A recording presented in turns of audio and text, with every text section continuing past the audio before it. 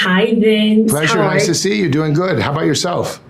I'm so good. I'm so thrilled to be talking to you today. You as well. Thank you. And I wanted to congratulate you on another incredible performance. This show was really good and it really drew me in quickly. And I always appreciate that when I'm watching a new show. So just wonderful, wonderful job. So appreciate you. Thank you. In the show, your character, Andrew, he makes a statement saying, "My problem is I try to do the right thing, but in the wrong way." And I thought that was really interesting in terms of summarizing the series, because to me, your character is flawed, but he definitely means well. And I wanted to know what that quote meant to you in your portrayal. Yeah, I think it's true for a lot of us, and it's only time and wisdom that we look back on situations that, we can have perspective on and maybe more willingly see our choices not always or why they led us to different results. One of the things I liked about the character, was that he knew something was wrong and he couldn't let it go, even though it felt like a hard mountain to climb or not in his best interest to keep pursuing it. He just couldn't let it go that there was something not right. And despite the obvious odds against him and the challenges ahead, he was just resilient. He was just going to believe and keep pushing that he could get to the bottom of this somehow. Something that I really loved about your character was his dedication to being a detective, even though the whole time he's trying to prove himself that he's worthy of this position. Yes. He really puts his job first, and it puts him at risk of, losing people in his life that are important to him. And I wanted to know if you think that's kind of like your character's vice, or if you think that mindset kind of comes with the territory, because he tends to treat other people in his life kind of like a revolving door, like everybody's temporary. How do you think that works for your character? It's a good question. I think it's extremes of stuff that we all balance in our lives, which is the dedication to a craft or a job, and then the time spent and the ability to connect with people that we care about. So I think he comes to a discovery, not to give away too much as the season draws to an end, kind of seeing himself a little more wise than he did.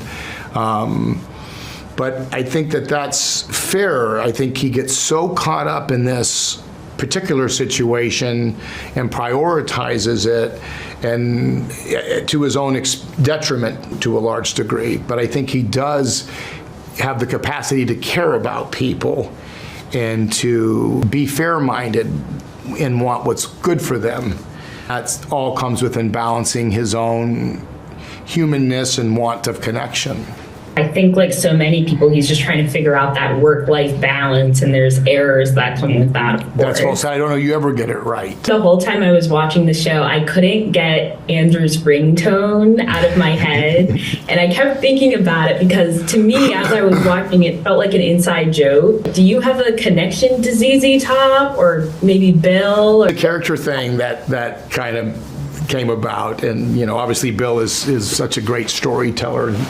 And definitely fun. Definitely went well with the show. And like I said, I really loved everything about your performance. And I'm a big fan, so it's just cool to talk to you and really get into these character traits. So thank you so much for your time today. So really appreciate your time. And thank you for those thoughtful questions. It's great speaking with you. Thank you. Hi, Alyssa. Hi, nice to meet you both. Congratulations on an incredible performance. I really enjoyed the show a lot, and you're both wonderful. Thank you so much. Meredith, I found that watching the show, Eve really just wants someone to take care of her, and she really puts a lot of that energy into her relationship with Nick. Yeah. But I also find that she really takes advantage of the fact that like Caitlin and Nick's relationship is super strained at this point. How do you think she kind of weaponizes this problem almost like a way to manipulate him? Because I remember there was a point where he said like, oh, there's only 2 women in my life that I've ever loved. Yeah. And I think that's a big part of this. Well, that's exactly what she does. She's just a classic sociopath. And I think what she's driven by is control and power, and also just like uses her sexuality and her femininity to just own this guy. And the only person in her way to complete control over his mind mind and his finances and his autonomy is this hot, talented, wonderful girl. And so, yeah, I think like her whole thing is like, who's in my way? How do I control them? How do I get rid of them? How do I get what I want? Very fun character to play. Not a great person to have in your life, but very fun character to play. Horrible friend. Yeah, no, exactly. But I think that for you, Charlotte, like, I feel like you're like a different kind of stepdaughter for Eve because you're really not afraid to tell her exactly how you feel. And I feel like a lot of people in this situation would hold back in order to kind of protect her father and kind of keeping that relationship alive. But how do you think... I feel like Caitlin's intuition is a big part of this, and it's like she knows the whole time that something's going on. How do you think that's a factor in your character? Well, I mean, I agree with you. I think that Caitlin knew exactly who Eve was from the moment she met her. I think she could see right through her. We were talking about this earlier, that a woman's intuition shall not be messed with. Mm-hmm. Our gut is 9 out of 10 times always right. And I played Caitlin as knowing that Eve was who she is and turned out to be. I also think, making Nick, my father, or Caitlin's father, seems so kind and so lovely and so sweet, innocent, type of person. It was very easy for somebody to come into his life and take complete control over him. And I think Caitlin, in a way, is protective over her father, especially because it was only them two for so long, and she sees this like new girl who is just horrible and immediately wants to put the kibosh on it. I also think like Eve was not afraid to show who she truly was to Caitlin. As long as it wasn't in front of Nick, I think that Eve wasn't shy to be a bitch back to Caitlin, So we had this kind of like hatred of each other, wanting to push each other out, and both wanting, Rob Delaney, Nick for ourselves. Mm-hmm. And Charlotte, this was like one of your first big acting roles, and I thought you absolutely killed it. I wanted to know what. Stop Yeah, it. Thank you. And so good. What was that experience like for you? Because this was like a major passion project for your dad, and getting to work with him. What was that like? It was so incredible. It's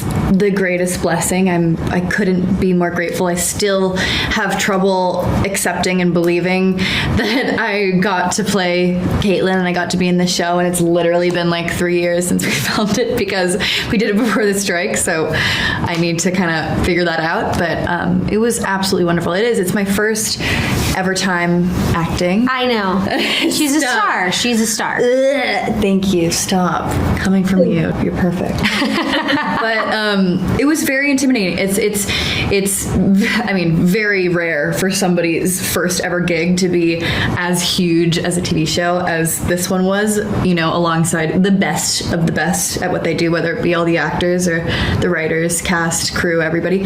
And I'm just so lucky, and I loved it so much, and it was such an incredible learning experience. Like, I soaked everything up as much as I possibly could. I remember every second of it, and I want to do it forever.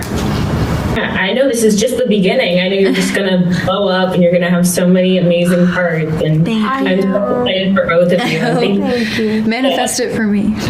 Thank you. Absolutely. Thank you both. Thank you. Bye. Hi, Bill. How are you? How you doing? Good to see you. Good to see you too. I absolutely loved this show, and I think it was an incredible production. And that's cool. Nice. Yes, and I'm a big Carl Hyacin fan. Are you really? By the way, because I'm a nerd. Have you read his stuff before? That's cool.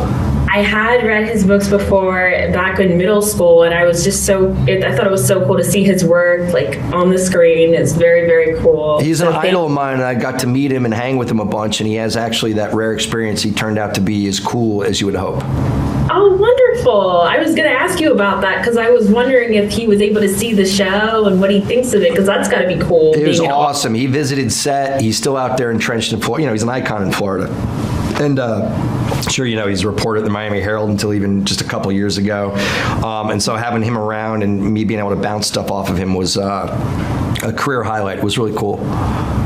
Oh, that's so wonderful. And, what I really liked about this series is that it essentially has two protagonists, which I thought was different than most of the shows out there right now. And I really love the ways in which things shift back and forth. And I liked how it's like both characters are prioritized and how their journeys kind of blend together. Was there anything that inspired this approach? And what did you like about that? Because it's different. No, I love doing ensemble shows. And I think the thing that really attracts me to Carl's world and why he was such an influence on me as a storyteller is he always I try to do this in a lot of my shows. He brings these incredibly different characters together and watches them bounce off each other, And I was really excited about the challenge of it. The tricky thing in this one is it really mattered to Carl. He's like, in a book it's easy. In a show it has to be authentic, And I think one of the reasons it works is Natalie Martinez is a young Cuban woman from Miami. Ronald Pete is Bahamian. He's from Nassau. His dad was a politician there.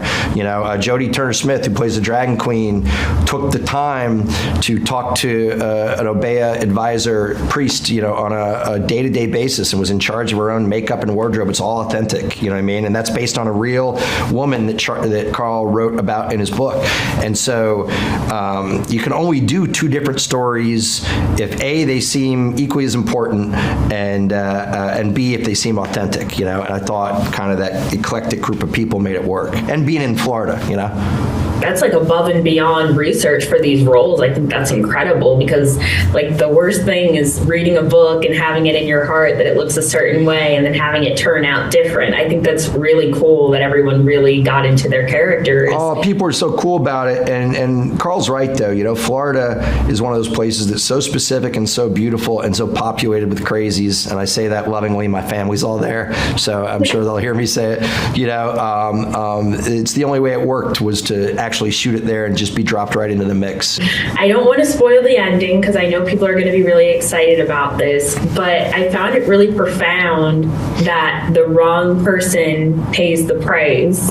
And I think that's really interesting because I feel like a lot of people, when watching it, I was a little disappointed because it's not who I wanted the tragedy to. But it's almost like the dose of reality that I feel like we don't always get in a lot of shows. And I was curious, what does this unexpected twist mean to you? And how do you think this is kind of, I don't know, just the real, I know what you're saying. Look, anything that stinks about this show comes from me. Anything that's good comes from Carl. And I think one of the things I love about Carl's books is they're satire and they're surreal, but at their core, they're character pieces.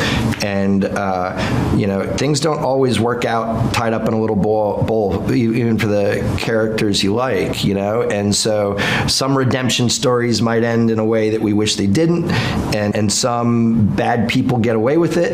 It's the journey that matters, And what I love about his stories is, whether it's a female protagonist like in Skinny Dip or Andrew Yancy and Neville in this book, they're always people that go on kind of a journey of self-realization, and they have plenty of chances to get off the ride along the way and get exactly what they want by doing the easy thing, and they never do, and I think that's kind of Carl's inherent optimism that you keep staying out there and swinging and it'll be okay. But I think the stories work because, it's not tied up in a bow. It's a little surprising. His books always surprise me. I think that's so wonderful. And I can really tell about your enthusiasm for Carl's work. And it's a really great thing to see. And I really, really appreciate your time today, Bill. Oh, you had such interesting questions. And anybody that knows Carl's stuff, man, I'm grateful. And to be continued. I hope we get to talk again. That was really cool. You came at it from a cool angle. It was really neat. Oh, thank you so much. I really appreciate that. You bet. To be continued.